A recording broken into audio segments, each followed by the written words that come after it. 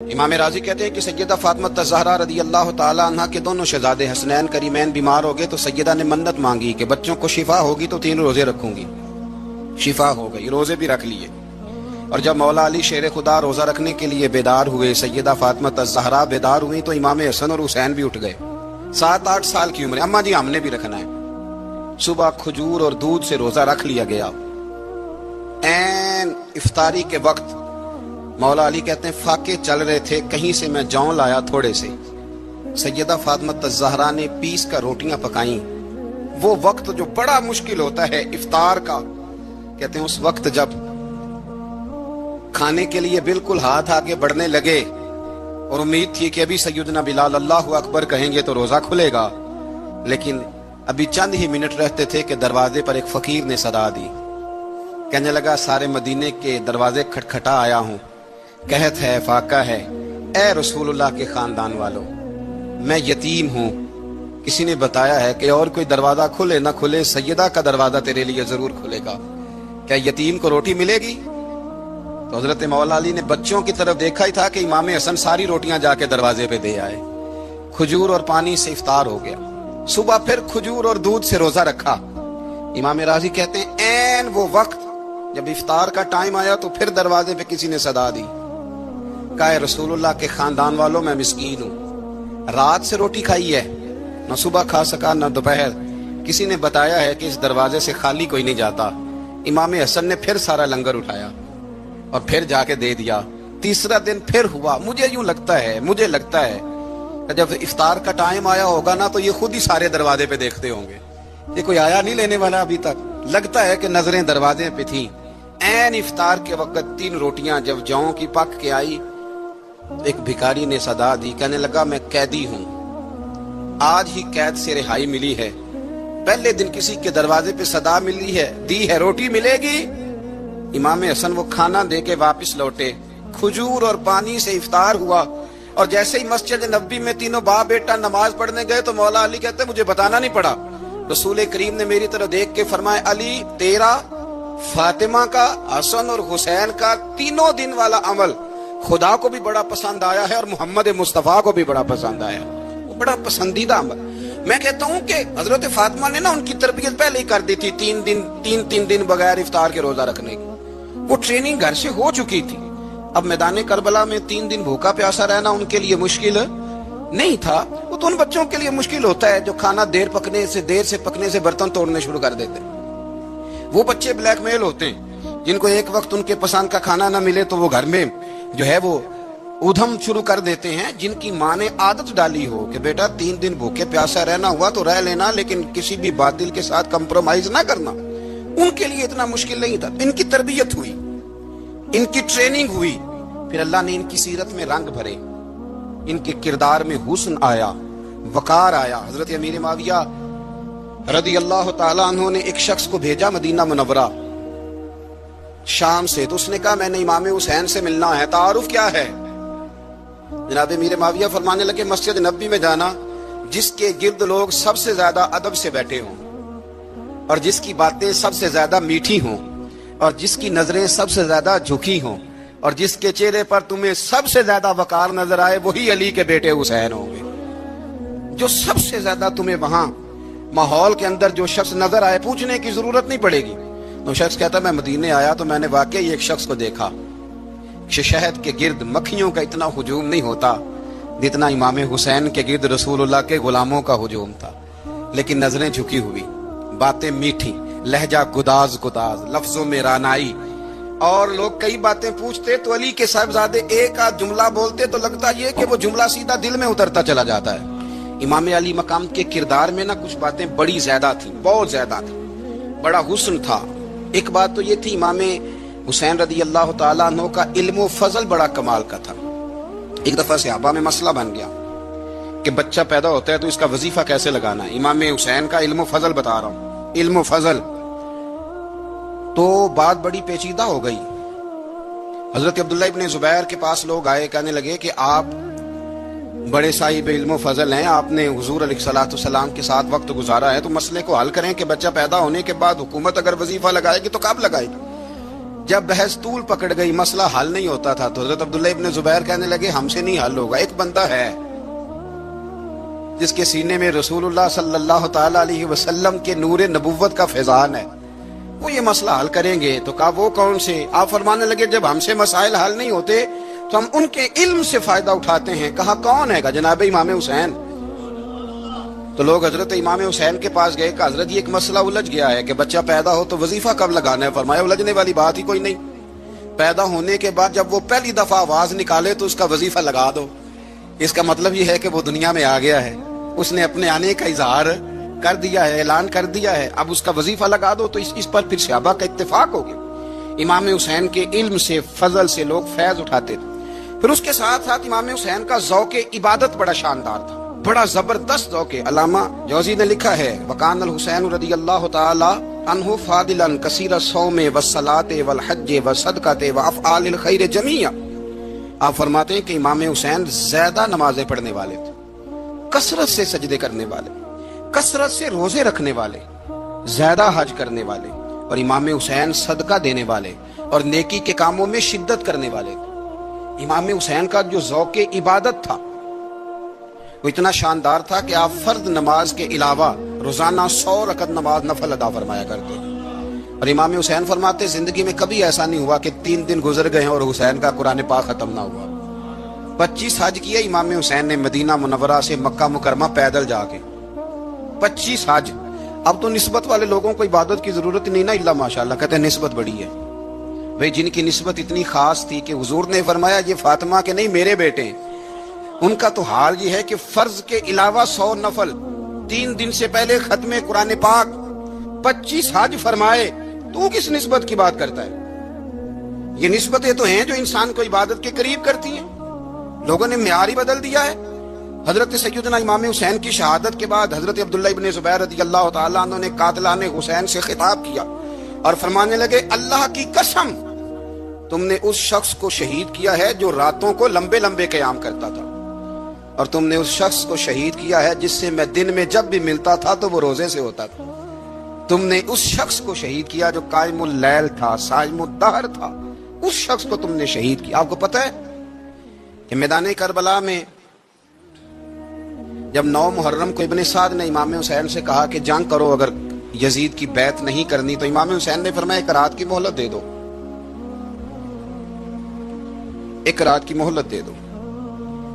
حضرت امام زین العابدین کہتے ہیں میں نے اپنے والد گرامی سے عرض کی کہ ابا جی آپ جہاد سے دور جانے والے تو ہیں نہیں، آپ تو جہاد سے پیار کرنے والے، اور یہ بھی پتہ ہے مجھے کہ یہ جنگ اب ہو کے رہے گی، تو 1 رات کی مہلت دینے کا معنی کیا ہے؟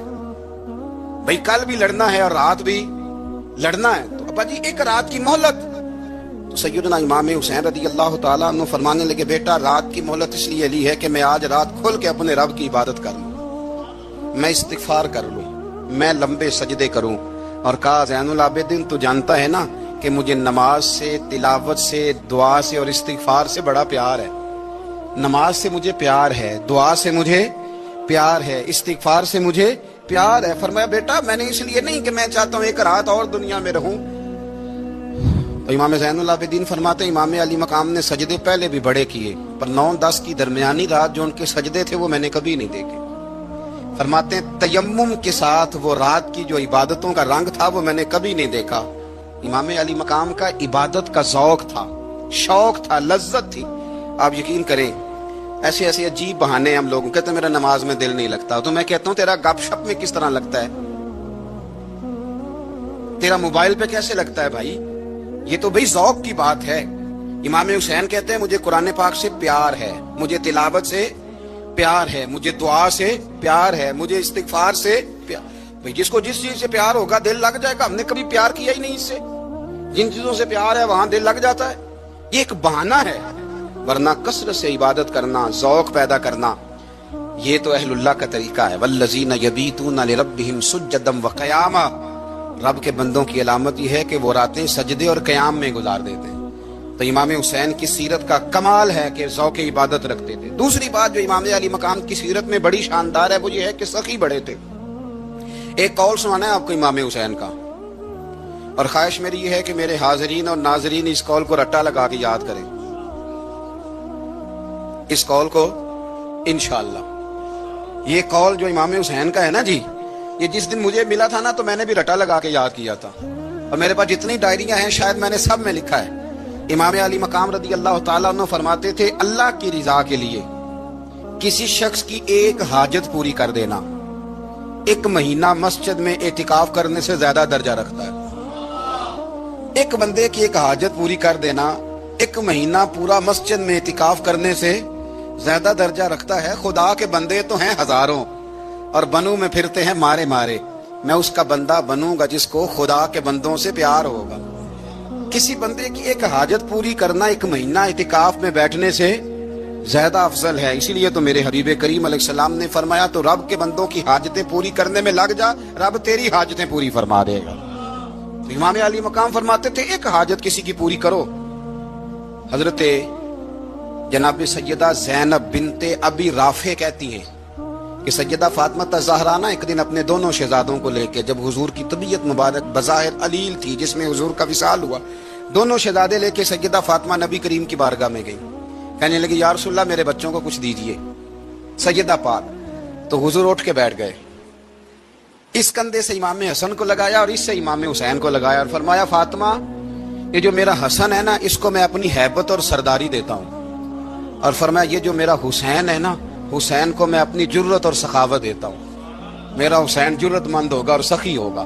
داتا گانج بخش علی حجویری امام الاولیاء سید الاصفیاء داتا صاحب کشف المعجوب میں فرماتے ہیں ایک دن نا امام حسین کے پاس ایک شخص آیا بڑی دور سے کچھ مانگنے کا، حضور کچھ دیجئے. وہ شخص کہتا ہے کہ میرا ظرف یہ تھا کہ 4-5 دینار ملیں گے. تو امام حسین فرمانے لگے تھوڑی دیر بیٹھ جا، رزق آ رہا ہے. تو امام حسین کو حکومت وقت کی طرف سے نا 5 تھیلیاں ملی جس میں ایک تھیلی میں 500 اشرفیاں تھیں. 5 تھیلیاں آئیں لیکن اس کو آنے میں نا ذرا دیر ہو گئی. وہ 5 تھیلیاں جب آئی نا تو امام حسین اس کی طرف 5 تھیلیاں بڑھا کے نا، ذرا دیکھنا میری طرف غور سے، 5 تھیلیاں بڑھا کے نا تو فرمانے لگے میاں جتنا تجھے انتظار کرایا نا اتنی ہم تیری حاجت پوری نہیں کر سکے. تو یہ نہ محسوس کرنا کہ حسین کے دروازے پہ بیٹھا بھی رہا ہوں تو ملا کیا ہے. یہ نہ محسوس کرنا. وہ شخص کہتا ہے جب میں نے وہ تھیلیاں کھولی اور پھر میری نظر امام حسین پہ پڑی تو میرے اندر سے آواز آئی اگر حسین ابن علی اتنے سخی ہیں تو محمد عربی کتنے سخی ہوں.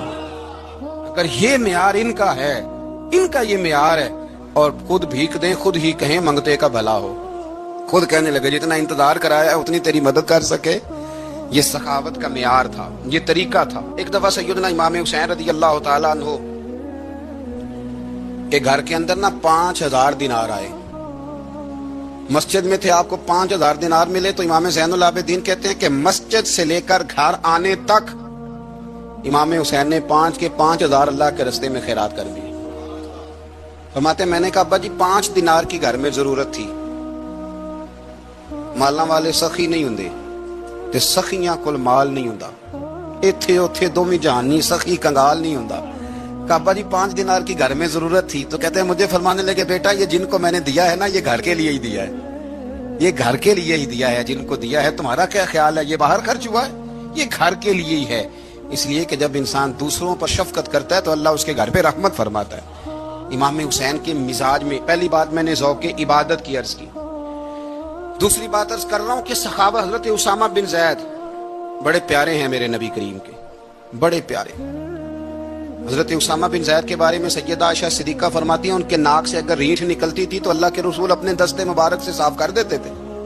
اور سرکار فرماتے تھے کہ اگر اسامہ لڑکی ہوتا نا، ان کے غلام کے بیٹے تھے حضرت زید بن عمرو، اگر یہ لڑکی ہوتا میں اسے زیور پہناتا. بڑے پیارے تھے.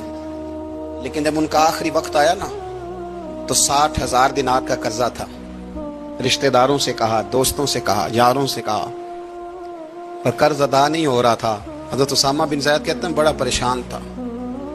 جب حد ہو گئی نا تو حضرت اسامہ بن زید فرمانے لگے جاؤ کوئی حسین ابن علی کو خبر کرو، ان سے کہو میں نا غلام ہوں آپ کے نانا کا، مقروض دنیا سے چلا گیا تو کیا بنے گا. امام حسین کو خبر ملی تو دوڑے آئے. لاجپال اس پیر کو نہیں کہتے جو تگڑا نذرانہ لے کے تو ماتھا چوم لے. لاجپال تو اس کو کہتے ہیں کہ جب ضرورت پڑے تو وہ سر پہ موجود ہو. حضرت سیدنا امام حسین تشریف لائے تو جناب اسامہ بن زید رو پڑے. کہنے لگے حضور میں نے نا غلامی کی ہے آپ کے نانا کی، اور اس غلامی پہ ناز ہے، اب 60,000 دینار کا قرضہ لے کے دنیا سے جاؤں گا تو میری قبر پہ بوجھ رہے گا۔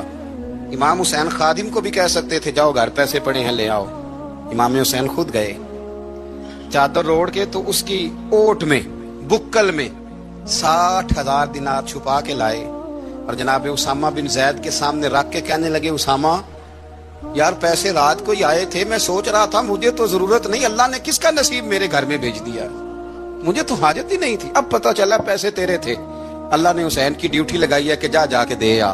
حضرت اسامہ بن زید رو پڑے، فرمانے لگے اللہ آپ کو بہترین صلہ عطا فرمائے، یہ معیار تھا۔ اور پھر تیسری بات یہ کہ دل کے بڑے صاف تھے، دل بدستاور کے حج اکبر است، از ہزاراں کعبہ یک دل بہتر است۔ شیخ سعدی کہتے ہیں کہ درویش کہتے ہیں کہ کسی کا دل رکھ لینا نا، دل راضی کر دینا، کعبے کا 1000 بار حج کرنے سے بہتر ہے۔ دل بدستاور کے حج اکبر است، کسی کا دل راضی کرنا حج اکبر ہے۔ امام بڑا ہی پیار کرتے تھے، گھوڑے پہ جا رہے تھے، کچھ فقیر غریب لوگ بیٹھ کے روٹی کھا رہے تھے، کھا رہے تھے سڑک کے کنارے، تو امام زین العابدین فرماتے ہیں کہ جب امام حسین گزرے تو انہوں نے آواز دی حضور دل کرتا ہے ہمارے ساتھ بیٹھ کے روٹی کھائیں۔ کائنات کے مالک و مختار کے نواسے اور دنیا کے سب سے بڑے شہزادے گھوڑے سے اترے اور غریبوں کے ساتھ سڑک پہ بیٹھ گئے، روٹی کھانے لگے اور دیر تک کھاتے رہے، اور جب فارغ ہو گئے تو فرمانے لگے کھانے کی ضرورت بھی نہیں تھی، حاجت بھی نہیں تھی، پر تم نے آواز دی تو دل رکھنے کو بیٹھ گیا تھا، اگر اجازت دے تو چلا جاؤں۔ یہ مزاج تھا، یہ طبیعت تھی۔ آپ کے ایک بھائی ہیں چھوٹے، حضرت محمد بن حنفیہ نام ہے، حضرت مولا علی شیر خدا رضی اللہ تعالیٰ عنہ کی دوسری بیوی سے۔ ایک دن حضرت امام حسین ان کے گھر میں بیٹھے تھے تو کسی بات میں نا اختلاف رائے ہو گیا، تو امام علی مقام ناراض ہو گئے، فرمایا آج کے بعد تیرے گھر نہیں آؤں گا، رومال اٹھایا چلے گئے۔ لوگوں نے حضرت محمد بن حنفیہ رضی اللہ تعالیٰ عنہ سے کہا حسین تو ناراض ہو گئے، کبھی نہیں آئیں گے۔ آپ فرمانے لگے بھائی تمہارا ہے کہ میرا؟ جی بھائی تو آپ کے ہیں۔ فرمایا اگر کہو تو چند منٹوں میں حسین واپس آئے؟ کہا جناب ناراضگی ہو گئی ہے۔ فرمایا ناراضگی ہوئی ہے پر میں اس کے دل کی نرمی کو تو جانتا ہوں نا، اس کے مزاج کے اندر جو محبت ہے اس سے تو ابھی آئے۔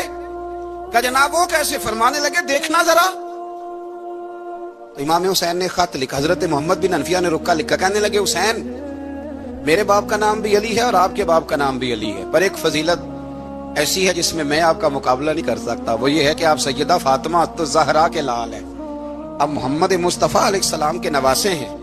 کہنے لگے بھائی جان آپ نے نانا جان کی وہ حدیث تو سنی ہوگی کہ دو لوگ ناراض ہو جائیں تو جو صلح پہلے کرے جنت میں پہلے جائے گا۔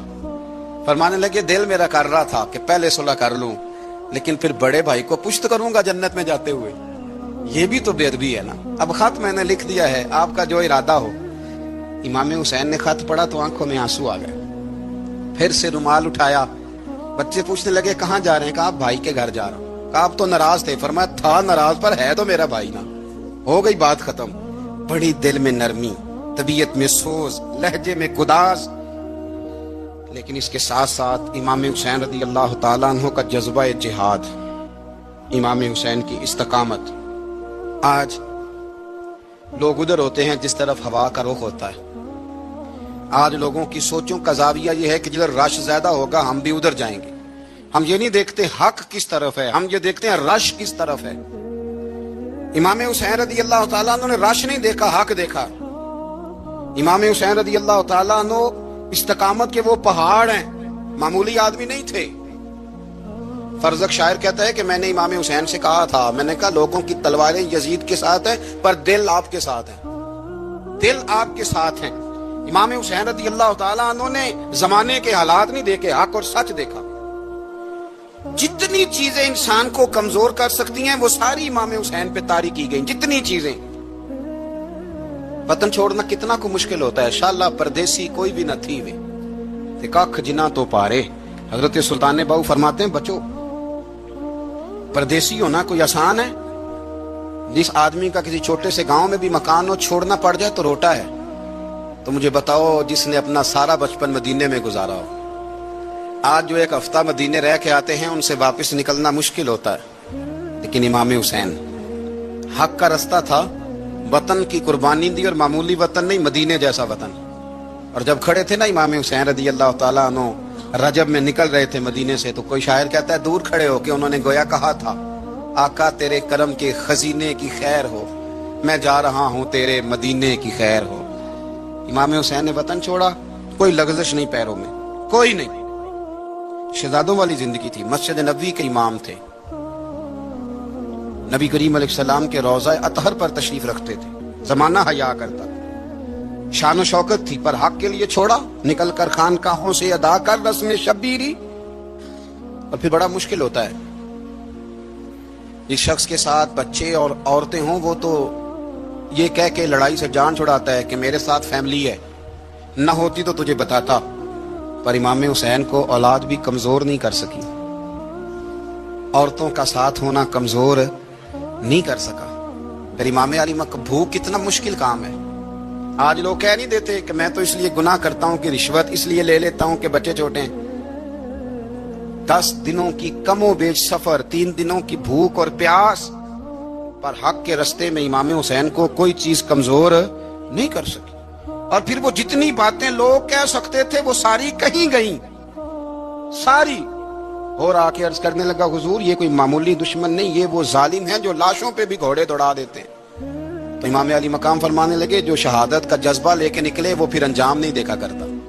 वो अंजाम, वो जितनी चीजें जो इस्तकामत के रास्ते में आ सकती हैं वो सारी चीजें रास्ते में आई, पर इमाम अली मकाम ने किसी चीज की परवाह नहीं की। आज का मसला ये है कि आज लोगों में इस्तकामत नहीं, रात को कुछ होते हैं, सवेरे कुछ होते हैं, दोपहर को कुछ होते हैं, शाम को कुछ होते हैं। हमारा कल अंदाजे तकल्लुम कुछ और होता है, सुबह कुछ और होता है। इमाम अली मकाम मैदान में रहे, एक मैयत घर में हो जाए तो कई दिनों तक आंख खुलती नहीं, होश रहता नहीं। सबसे ज्यादा मसाइब इमाम हुसैन ने देखे, सबसे ज्यादा। और घोड़े पर बैठने से पहले पहले सारी तकलीफें आप देख चुके थे। बाप का जनाजा उठाना आसान होता है, बेटे का जनाजा उठाना बड़ा मुश्किल होता है। पर इमाम हुसैन ने बेटों के जनाजे उठाए। हजरत अली असगर की लाश को इमाम हुसैन ने अपने दस्ते मुबारक से दफन किया। और जनाब अली अकबर की मैयत को जब आप उठा के ला रहे थे तो सैयदा ज़ैनब फरमाती हैं कि मुझे यूं कभी लगता था हुसैन का कद बड़ा है और कभी लगता था अली अकबर का कद बड़ा है। और फरमाती हैं कि फिर हजरत कासिम बिन हसन को भी वो उठा के लाए और जनाब अब्बास के वजूद से अलग होने वाले बाजू उन्होंने ला के हजरत अब्बास के वजूद के साथ भी रखे।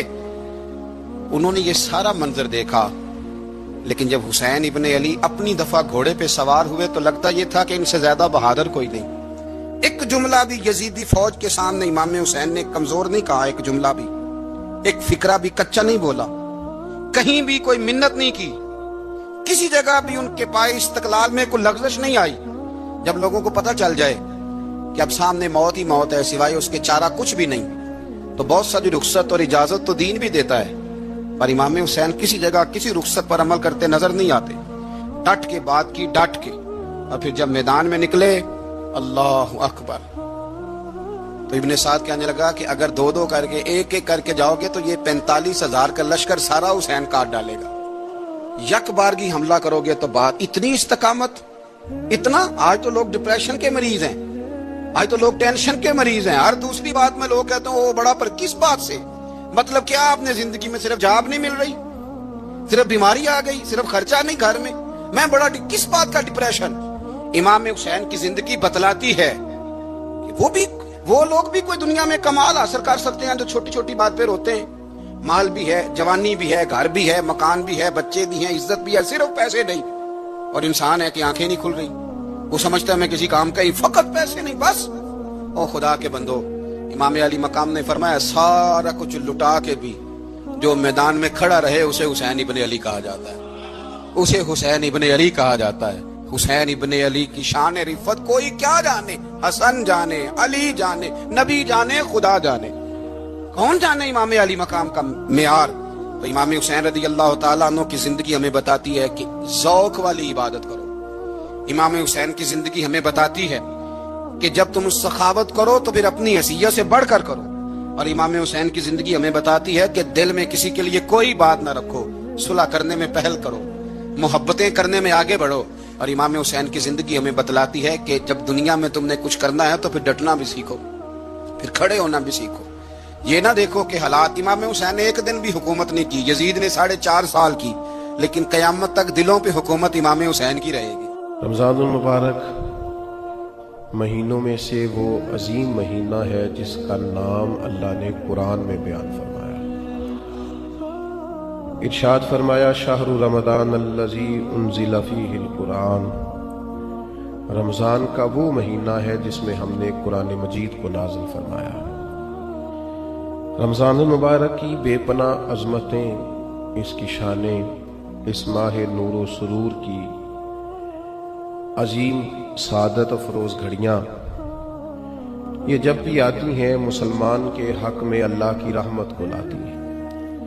رمضان جب بھی آتا ہے اہل اسلام کے اوپر خدا کے فضل اور اس کی رحمت کا سایہ ہو جاتا ہے۔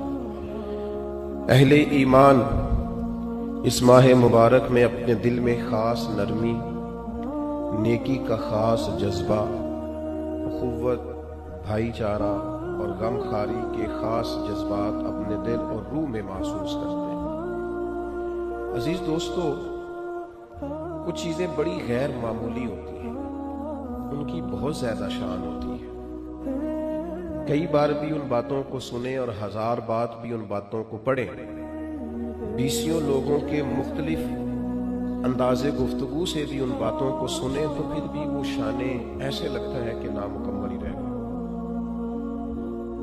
رمضان المبارک اتنی عظمت والا ماہ مبارک ہے کہ اس کا تذکرہ اللہ کے قرآن نے بھی کیا ہے اور حضور علیہ السلام نے بھی جا بجا ذکر فرمایا۔ اچھا، اس کے کچھ نام میں آپ کی خدمت میں پہلے عرض کرتا ہوں۔ ایک تو اس کا نام قرآن نے بیان کیا شہر رمضان، رمضان کا مہینہ۔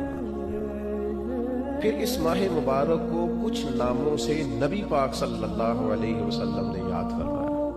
یہ مشکات شریف میں حدیث موجود ہے، حضور علیہ السلام نے اس ماہ مبارک کا نام لیا تو ایک لفظ، ایک جملہ حضور نے یہ فرمایا کہ شہر عظیم، یہ حضور نے بیان فرمایا عظمت والا مہینہ، عظیم مہینہ۔